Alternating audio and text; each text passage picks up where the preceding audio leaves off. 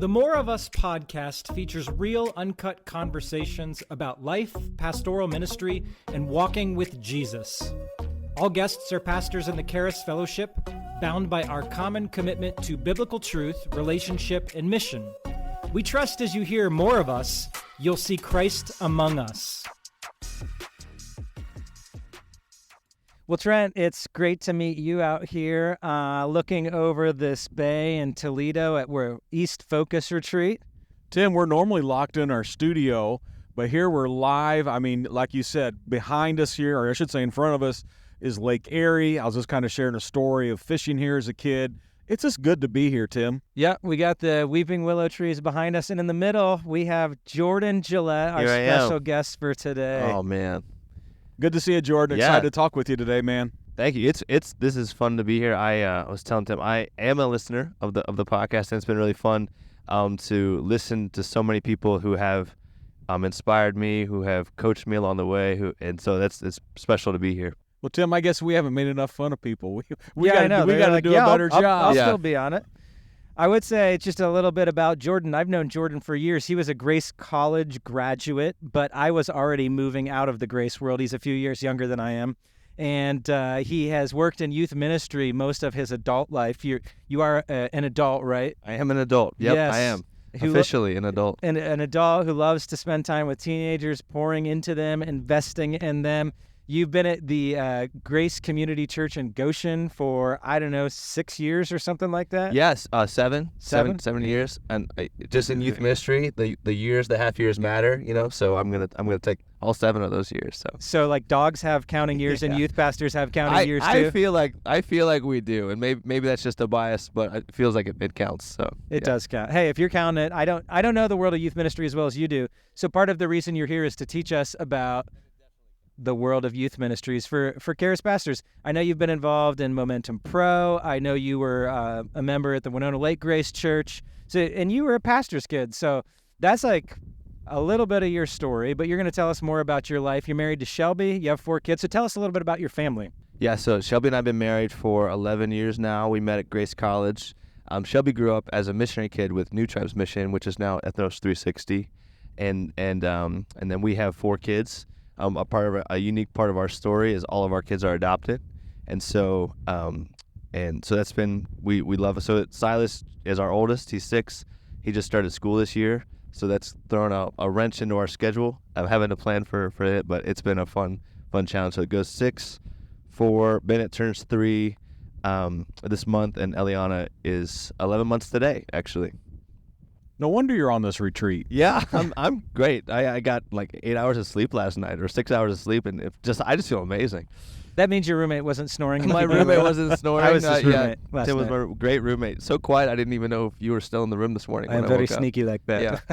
Hey, before we go any farther, Jordan, here we're at the Central Focus Retreat, and we recently just did a game, Tim, that you kind of put together, and it was kind of like a Family Feud kind of thing. And I got to ask you, Jordan, one of the questions was, what makes a youth pastor cool, right? Yeah. What do you think? What's your deal with that? Oh, man, that was funny. It was the hipster question, right? Yeah. What's a hipster youth pastor wear? Yeah. And I don't fit those stereotypes. I'm not cool. I don't wear the cool shoes and have the cool hair and stuff. And so I haven't been cool for a long time, and so that hasn't been something I like. So maybe the non-cool is cool. Yeah, I was gonna say, isn't that its own form of cool? So yeah, maybe that's what's really is hipster, is that I'm not cool, which makes me cool. So, but it is funny, all the youth pastor hipster stereotypes. I mean, they're there for a reason, right? Totally. You see them at conference or different things, and it's So if you were turned into a meme, what would the meme be? Like if your life or ministry. Like your students would say, here's Jordan, here's the meme of his life. The meme of my life? It would be one of my quirks, I'm sure, and that was like he's always saying like he loves us, or he's always saying that sounds, I feel like I'm like the parent who's like, we get it, Jordan, you love us, but like, no, I really love you. They're like, we get it, so it'd be a picture of you going, yeah, I get it. really love you. No, I really do. I'm serious. They're like, we got it, whatever. Now, Jordan, one of the things I do is I like to teach an undergrad class once in a while, and in that undergrad class, I've got 18 to 22-year-olds, and I always love to learn new terminology. So I'm hearing things like lit, dope, fire. I think one I heard recently was great, slay, whatever that means. No idea. So what's some youth jargon you've picked up? He's not cool. He doesn't know. I'm not cool. If this was the reason you had me on the podcast was to interpret for Gen Z or Gen Alpha, I am not your guy at all. I don't Bro, know. you're just mid. Yeah, just mid. I will ask, like, students will just be talking. I'll be like, I have no idea. What does that mean? Like, oh my god, okay, boomer. I'm like, I'm not a boomer. Like, but it doesn't matter, you know. So they say all sorts of stuff. They're like, are you from the great generation? yeah. It's like, no, I'm not that old, guys. But they think I'm old. So really, once you're past 25, once you're out of college, anyone younger than you is like, oh my goodness, that person is so old. So But when did you first see gray in your beard or in your hair? Not that that's a sign of age, but it's a sign of aging. There. I don't know if it's coming in the video, but the man, I was probably my late 20s, probably 27, 28, and then it's just really taken off since then. It's distinguishing. Thank you, Trent. Yeah, I I probably would be gray too. I just shaved it all off, so I wouldn't have to deal with it. I'm hoping to keep my hair long enough to be gray before it all falls out. But youth ministry. Absolutely. Hey man, we're like I said, we're here at the Focus Retreat, Yeah. and some things that Tim has been sharing with us in the evenings and during the day is, relationship, holistic life, looking at all those areas in our life. What are some things that you like to do, maybe with your family, or maybe you go out and do some things by yourself just to stay healthy, unpacking life, and just some hobbies that maybe you enjoy? Yeah, we're a pretty active family. It helps with the 4 kids to stay active, But so we do a lot of bike rides. We live in Goshen, which is a super bike-friendly community. So we're biking a lot as a family. My wife and I both like to run. I really like lifetime sports is what I've heard them called. So disc golf, pickleball, Which we just did. We just did both of those. Yeah. So why? Who won the pickleball? Tim and I won when we were together. Yeah, we won. And then Both, okay. Tim was the undisputed champion when we split up. So It was a good day for me. it was a good day. Yeah. So you're not a loser. That's right. Not You in are this moment. you are a winner, Tim. Not in this You're moment. a winner. I had good teammates. And then my wife and I, to recharge, my day off is Thursday, and we'll flip-flop who gets to go to a coffee shop and read. And so we really enjoy stillness and reading. And it's not something, I think that's something 20-year-old Jordan would be shocked to hear 35-year-old Jordan say.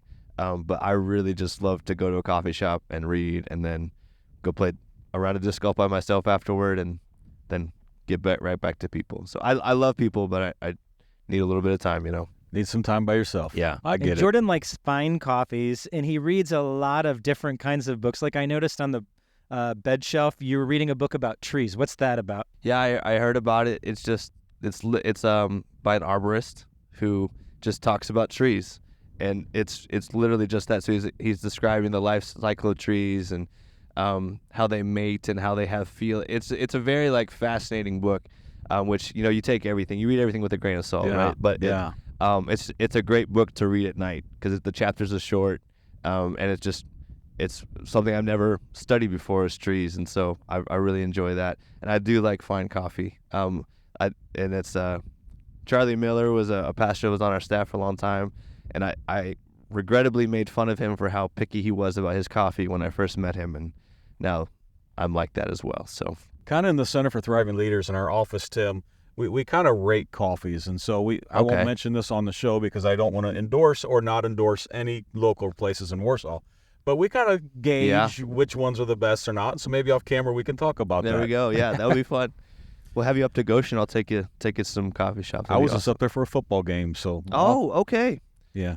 I won't tell you who won that game, though. Yeah. Goshen is horrible. Warsaw. But Concord. You want to talk about Concord? Oh, no, I don't want to talk about Concord. No, that Okay. was not a good night. Hey, I want to know this. You mentioned 20-year-old Jordan would have been like, what? You're a reader? Yeah. What else would 20-year-old Jordan look at in your mid-30s life and say, or early 30s life and say, like, whoa, what happened here? Yeah, I'm an early riser now. He would Adulting. He would have been shocked, just absolutely shocked to find that out. I think I don't know where I fall on the introvert extrovert scale. The tests are inconclusive about it, frankly. But I was just so go at Grace College. I was such a classic, like 20-year-old Grace College student where I had all these different friend groups and was running and was not sleeping and doing all these things, and I just like how I've like slowed my life down. Like how I've prioritized different things. I obviously no regrets about that, but it's like I think you would just be surprised to see like how slow I am now. But deliberately, yeah. Deliberately slow, like intentionally. What's your story of Grace? How did you end up going to Grace College, and what was your experience there?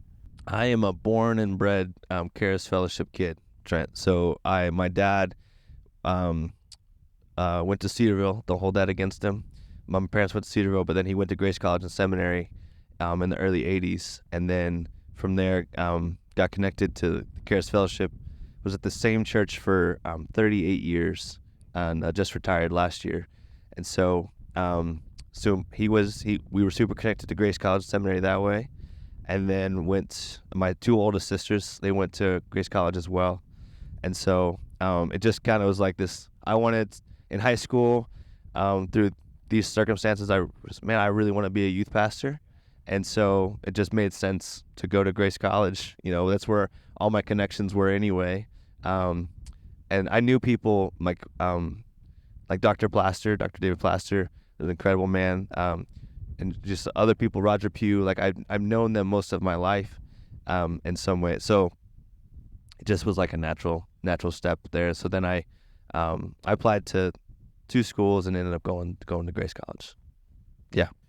One of the questions that Tim and I just love to ask our guests is, tell us about your salvation story and how you came to Christ and how you got to where you are. Yeah. I remember very distinctly, it was the Sunday morning, Sunday night, Wednesday night, all the time church set up all the time church. Yeah, and we so, did it. Yeah. So there was a Sunday night in particular where I don't remember exactly all the circumstances, but the kids got dismissed and we were doing the cartoon Bible story videos, and we were watching the story of Job. Yeah. And just the way the night played out, when we got dismissed, Job hadn't been restored yet. We hadn't got to that part of the story. And so I went to bed that night terrified, just terrified of Satan and terrified of his power, and was sure I was going to wake up the next morning with my mom dead and my house burned down and all that different stuff. And woke up in the morning, and I remember actually very clearly it was a sunny morning, and but I ended up talking to my mom that night or that morning, and expressed my fear, and she told me the rest of the story, and in our kitchen I prayed with my mom, about 5 or 6 years old, and then the sanctification journey of making my faith my own. Yeah. There were just where I wasn't just in church or following Jesus because that's what my family was doing, going to church 3 times a week, and we lived in the church parsonage, so we were right there. Yeah. But in high school, really making my faith my own, through some things that with Momentum Ministry Partners, like it was called Operation Barnabas back then, that was really helpful for me, and just some other circumstances and people who were really influential in my life. Jacob Morris was an older high school student who discipled me, taught me how to play guitar. We read the Bible together, that kind of stuff. And so just some key people along the way that walked along with me. I bet that even gave your heart this initial desire to do youth ministry, having people at that phase of life pour into you. And I want to come to your youth ministry because I'd love for you to share with our audience some of the things you've experienced as a youth pastor, some of the big wins, some of the challenges, so you can be a voice for our listeners on that. Yeah. But just a side comment, I love hearing different names of people or institutions or organizations that are mentioned, because the More of Us podcast is this opportunity to celebrate what God's done through the Charis Fellowship. So every time you mention a name or a place that's tied into our fellowship, I'm like, that's what this is about. Yes. So very cool. I was saying I am such a product of the Charis Fellowship. I interned with Dave Nicodemus, and that was when Dave Plaster was the pastor there. So he was like kind of influential in me getting there. And then Dave and Carly became like a second home for me. There were breaks that maybe they weren't long enough to go all the way back to Virginia, where I was from. So I would just go to Columbus. Yeah. or Adam Johnson, who was on the podcast. He was really influential in a couple key moments in my life. Nick Cleveland, my intern at Worcester. So it's just fun to have. I really am just a product of the people in our fellowship, which has just been so cool for me. So let me just actually go through the roll call of the churches that you've been part of, and then if you could even because they're churches of different sizes, churches with slightly different philosophies of ministry. Right. So even as you walk through those, if you can highlight something from that church that was this was a good thing from that church. Oh, that'd be okay. Yeah, can you walk us through that? That'd be really fun. Yeah. Okay. So Dan Gillette was a pastor. Wait, that's your name? Yeah, that's last name. Last name. So yeah, and in that, my dad was such a Bible teaching pastor, where very exegetical teaching, and then and he let me learn and fail at things. So that's where I learned. So I led worship at our church, and so that was a cool thing for me. Then in college, I got really connected to Winona Lake Grace Brethren. So Tim Wright, Nick Deck, I'm such a product of those two guys, because that's where even after college I was with their youth ministry for I think 7 years. I think 7 or 8 years of just being involved as a leader in some sort with them. And again, they taught. That's where I learned how to teach. I would say that's where Nick and Tim poured into me. But had people like Jay Bell, and Bruce and Kit. It was just they were so kind to me. Mm-hmm. And then and Polaris was with Dave Nicodemus, and I think I didn't realize it at the time, but I learned through especially Dave and Carly the power of hospitality, which is now my family's main form of outreach is having people into our house. And so, because they were just so welcoming to me and to other people, and so that was something I didn't realize till a couple of years ago. I was like, oh, that's because of that, this thing that we do is because that's how I was discipled, but being at Dave's house and Dave and Carly's house, and then at Worcester, that was the first time I planned a curriculum. I was in charge of that. And there was a lot of more logistical things that I learned at that internship. It was really powerful. I would be so embarrassed if I forgot somebody. Goshen. Yeah. Goshen. Oh, right. Yeah. I've learned a couple of things from Goshen. I bet. So give us one. We want to, as a church, we want to be in the community for the community. So Pastor Jim will always say, if we picked up and left, would anyone notice before the next Sunday? And so that is something, as a church, we strive to be is in the community, for the community, what that looks like, what evangelism looks like in that way, what bringing people along looks like, how can we fit the needs of our church while preaching the gospel, a very clear gospel, so that's a big part of what we do. Yeah. So with that, talk to us about your current role in ministry. Show us and talk to us what you're doing right now in Goshen.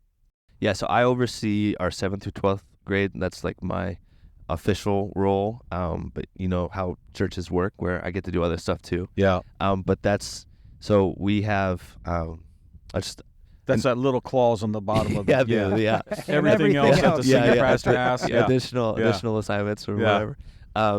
So I really do love Jim will say that he doesn't want us to be specialists in anything. He wants us to be versatile, and there's times when that's kind of annoying, but also I like that I like that flexibility too. I fit well into that. So don't tell Jim I said it was annoying. I hope he doesn't listen to this episode. No, we won't tell him about this one. Yeah. I think we all get annoyed about things in our lives. Yeah. No, and then so I oversee 7 through 12, and then so we have what that's morphed into recently is making sure our leaders are taken care of. So there's a youth pastor he was a youth pastor at a church in our county for 23 years, and he called me out. He said, all students need a good leader, and all leaders need a good leader, and I think your leaders don't have a good leader right now. And he said that very kindly to me, but he was right. So as we've grown, we've added more leaders, and that's a great thing. And so a lot of that is like working with the leaders to make sure that they're empowered to reach their students. They feel responsible for their groups. So that, because I can't do it. Me, Tyler and I work on our youth ministry together. We can't reach all of our students. We can't disciple all of our students. And so that's why we have such a great team to do that. And we feel that. So that's like the main focus is working with 7th through 12th graders. So then do you spend a lot of your time working with those leaders, mentoring them and getting them ready? Yeah, a lot of prep work to make sure that they're set up to win, right? Yeah. So, and then we're building out now of like how we can equip them more but so when they show up on Wednesday nights, they know the lesson, they have our outline, they have the questions, they know exactly where we're going for that night. There's no surprises for them, so that they're fully equipped to just win that night. And then they have a very clear job description of what they're supposed to do throughout. We say we stole this from another church, but in their phones once a week, so a text message once a week, in their live once a week, at youth group, and then in their world once a semester. So whether that's going to a game, going to a play, having a group over to their house, something like that. Awesome. Yeah. And you were mentioning Wednesday nights primarily when you do your youth ministry. Yeah. Just walk us through what's a Wednesday night look like?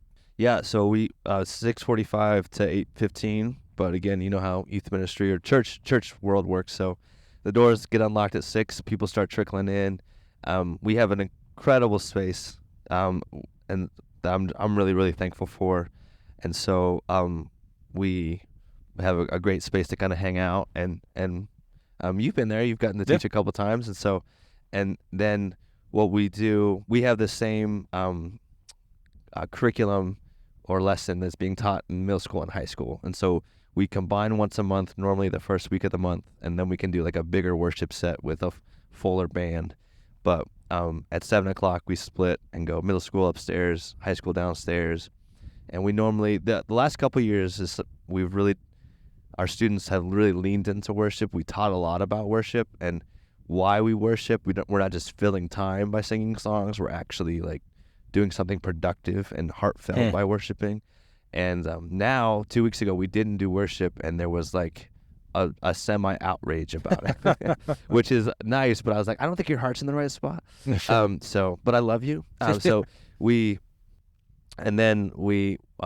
sometimes we intermix a game in there, and then we teach. We have the lesson. This year, we're talking through prayer, and then we're going, and then we have at least a half hour. That's the goal, is that every group has a half hour. So our groups are broken into grades and gender. So 7th grade boys, 10th grade girls. And then the dream with that is that the leaders that they have stay with them all throughout their career. And the best groups, the best groups we've ever had have had leaders that are able, the core leaders that are able to do that. Yeah. So my wife's group just graduated. She was with them actually in 6th grade, and they just graduated this last year, and they had some core leaders basically the whole time, and it was really awesome to see. Yeah. Jordan, in my ministry experience, I've been a church planter and a pastor, but when I first started ministry, I remember when I planted my first church, I was 22, and when I did it, I was begging God. I remember begging God, God, I will do whatever you want me to do, but I do not want to do youth ministry. Yeah. And that was my prayer, and I thank God that he answered my prayer. Yeah. I never did. Yeah. When I became a church planter, one of the first things I did is I hired a youth pastor. Yeah. So I got to ask you, you're 35. Yeah. You're still doing youth ministry. I know, right? You haven't seen it as a stepping stone to the next place of ministry. Talk to us about that. That's a fascinating question. Because I'm getting like old, right, in youth pastor years. Like I'm in youth pastor. I don't know. We had Nick Yeah. Deck on this, and he's older than you. Yeah. He's Nick plugging along. Nick and I talk about this. Yeah. And so, there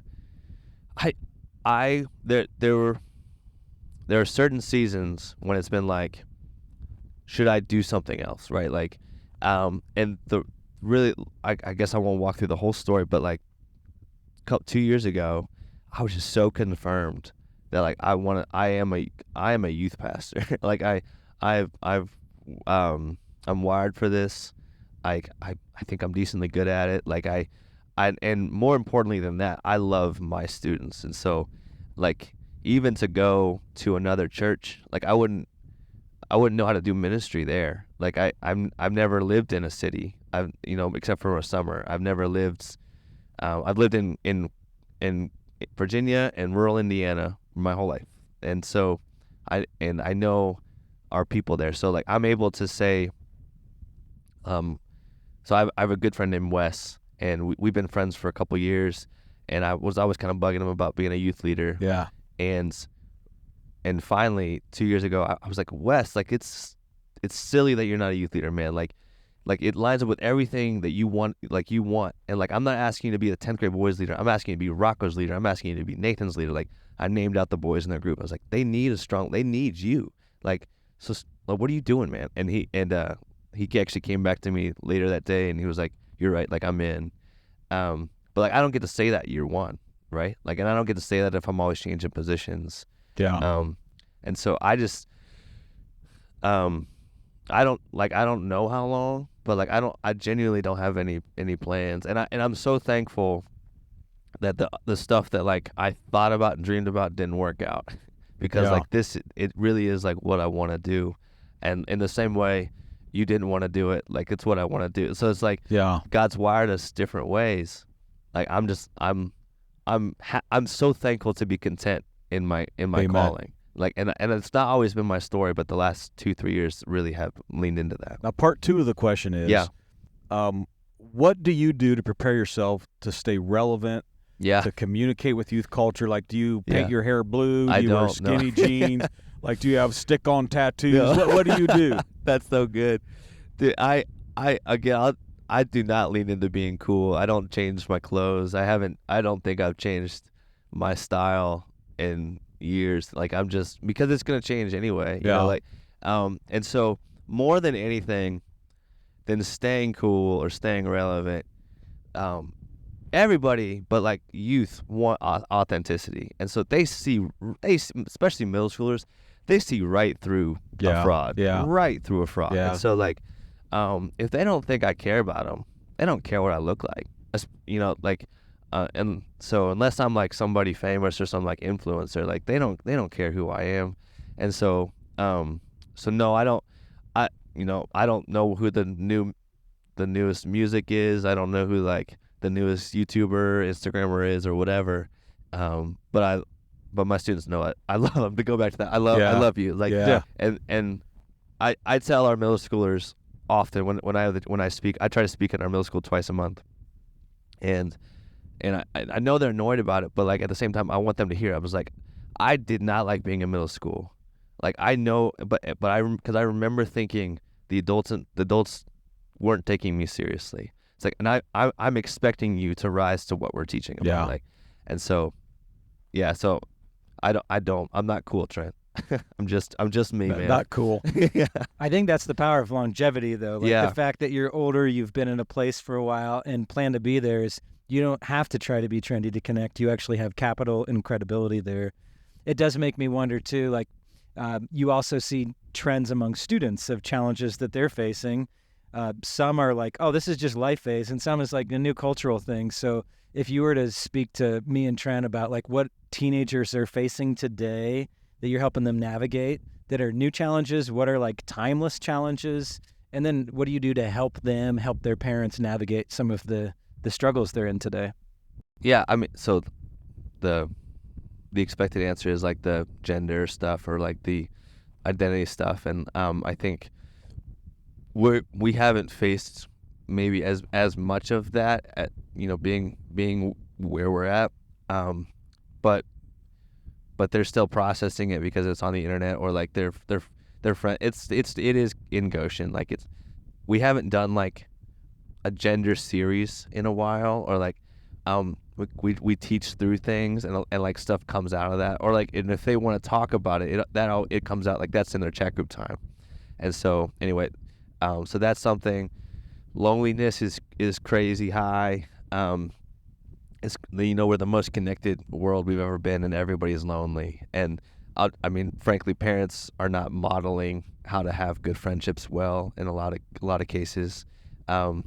Or like, like not parents, like adults, like my generation isn't necessarily modeling like, hey, this is how you do friendship. And so, not to dog on anybody, but like nobody knows what to do that, and the ramifications are like everyone's just lonely, but everyone thinks everyone else is not lonely. Yeah. And that's Well, that's where opening up your home to people and Yeah. just being like, our home is an open place. Right. Come join us. right.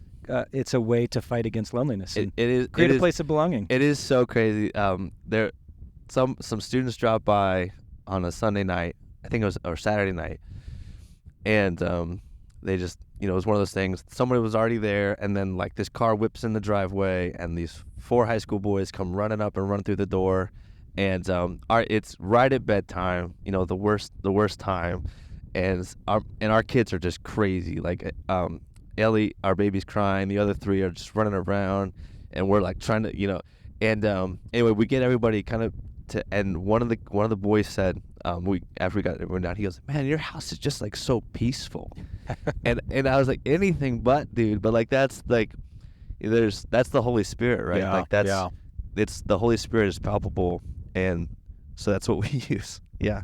So and then I don't know to finish up your question, but just like, technology is a thing. Like, so we often encourage like, hey, take a break from your phone. Like, just take like, do you have boundaries? What do you have boundaries with anything in your life? What's that look like? If you say you don't have time to read your Bible, you don't have time to pray, let's look at your screen time. Like that, that kind of stuff, which is annoying to students, but helpful. Yeah. So. Hey, Jordan, we're going to transition now and kind of wind up our time together. Yeah. We've greatly appreciated this, by Yeah. the way. Other than being at the Central Focus Retreat, what do you do as a youth pastor to stay fresh in ministry and vibrant? I do like to read. I love podcasts. So I try to keep up on stuff to not get stale and to stay fresh. I find that relationships are really sharpening. It's almost like iron sharpens iron. I read that somewhere. And so, I do love spending time with other pastors. I'm really thankful for the pastors I'm on a team with. I know that not everybody has that, and I'm really thankful to be on the team I'm on. I'm thankful. Tim, not just saying this because you're here, but like Tim and I get together every couple months, and I just get to bounce stuff off of him, Yeah. and We plan our district meetings. yeah. That's the last 5 minutes of our conversation. Yeah. We meet for an hour and a half, and then We we better need do Yeah. this before we and leave. Yeah. it's incredible how effective our planning can be with 5 to 10 minutes. But I think that, again, to go back to something 20-year-old Jordan would be so shocked of, is like we Sabbath pretty seriously. Our Thursdays are just pretty stripped down, Yeah. and like the weeks we don't, we feel it. Like our family feels it. Shelbi and I feel it, and so I think without that, I would just burn out. Like and not because anybody made me. Like I would just do it myself. Like the savior complex, the whatever. It's just like I would do that. So I think like when we think about what's life giving to us as a family, that Thursday is just like so clutch. Amen. Yeah, and Sabbath is hard with little kids. Yeah, And you yeah, have one in school and the rest aren't. Yeah. But you've told me before, too, about how Shelbi is such an encouragement to you. Yes. Your spiritual lives and gifts are a little bit different. So tell us even particularly, how does your wife strengthen you as a man, as a godly leader? My wife is absolutely incredible. I'm so thankful for her. I am emotional. I feel things incredibly deeply, and she is less emotional, and she is logical, and so like she has been able to just like speak truth into me several times, and I really am thankful for like her as a team. And so we made it we get up early together to start just to talk and to drink coffee, and I without that time, like I think it's just like it's a good grounding time for me, and she is like Access doesn't, our youth ministry doesn't realize like how much she's affecting my like the teaching or like our messages and where we're going, and so like but she's just so like influential, and so I could talk about how thankful I am for Shelbi for so long. I can't imagine life without her, and so she's just been such a blessing to me. And like even in the times when I was discontent, to go back to that, like for her to not freak out, but to be like, hey, like this is who we said we wanted to be, right? Like, and I'll follow you. Like we'll go do that if that's what God's calling you to do, but like we can't just be jumping around all the time. Yeah. And she said that way more loving than that, but like that I needed to hear some of that stuff, in those moments. Yeah. Remind me, how many years you've been married? 11. 11. Yeah. Here's the question for you. Yeah. How does your wife like her coffee? She drinks it black. Black. Yep. How about your Yeah. wife, Tim? Does she drink coffee? She drinks coffee. How does she like her coffee? She likes it black. She likes it first thing in the morning. I bring it to her while she's still in bed. She's reading her Bible, drinking coffee. The day starts well. Yeah. That's when it says new mercies every morning. Yeah. That's what that means. That's the new mercy. I've been married 30 years. Yeah. And I do not speak to my wife until she's had her coffee. And she takes it with 3 stevias and oat milk. Oh, well. Got to know that. Well, there These you are go. important At least things. you know that. That's good. Learned the hard way. 2 stevias is not going to do it. It's not going to do it. Hey, brother, one last question for Yeah. you. We're speaking to a lot of ministry leaders here today. And what would you speak right now to youth pastors and ministry leaders in 2024? What's a word of wisdom, a word of advice you could give them today? Oh man, wisdom makes it sound so amazing. I think I would if I could give 2, I would really encourage like the Sabbath element that I was talking about, and it doesn't have to look like mine, but we're designed we're not designed to run all the time. We're not like a car isn't designed to drive, nonstop. It's just like, and we're not designed to run like that. And so eventually, like, man, why do we have all this burnout, all this unhealth? It's like we're not taking care of ourselves, and we need to find that. We need to find some real friends. Things, it's a lonely bit out. Can be a lonely bit out here. And we need to find some real friends. And then, like, from a ministry standpoint, our greatest ministry is happening in our home when we're inviting people in. And I'd like it to be in my messages because I think they're amazing. I'm a really good teacher, but but the things that people remember and are coming back to are like the things that Shelbi said over spaghetti on Sunday afternoons, or like when we were on our family walk that night, and that's when somebody was at our house for 9 hours the other Sunday, and it wasn't until the last hour that they brought up the thing they really wanted to talk about, and we'd asked about it, but like it wasn't until then they were ready, So, and that we don't do that all the time. Our house isn't like open door policy all the time. We have guidelines, but like let's use. I think we need to use hospitality as a discipleship tool instead of once a week or once a month over coffee for an hour or whatever. Amen. Yeah. Well, we like to give Jesus the last word before we sign off and ask, what is it that you want Jesus to speak over your life? And do you have anything that you need to hear from him right here, right now? I need to hear so many things. There's a grayness about the direction where we're going as a youth group, and like we have it planned out. Like we have the spreadsheet. It's planned out from here till May, and we hold that loosely. But there's like a grayness about like I wonder what God's gonna do, and I'm really like I'm excited about that, but I'm really nervous about it because it feels so out of my control, and so I need to hear that He's got it, And Amen. Oh, that's easy. Yeah, He's got this. Yeah. Oh, great. Yeah. Thanks, Jesus. No, I think of the Great Commission. All authority, Jesus says to us, all authority on heaven and earth has been given to me. So you go make disciples. You go lead your youth group.